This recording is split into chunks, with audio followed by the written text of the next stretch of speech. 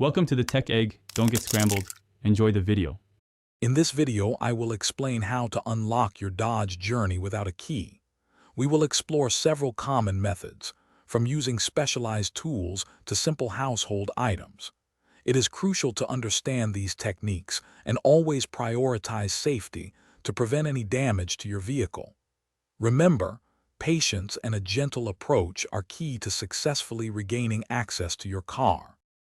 One effective method involves using a non-marring wedge, such as an air wedge, to create a small opening in the door frame, typically about 1/4 to 1/2 inch. Once a gap is established, a long, coated metal rod can be inserted.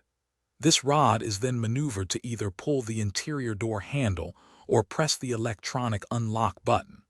Always inflate the air wedge slowly and gently to prevent bending the door.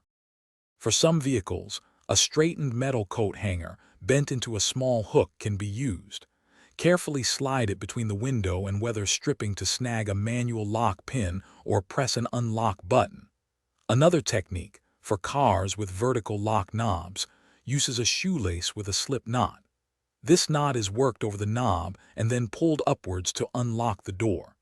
These methods often require significant patience and practice.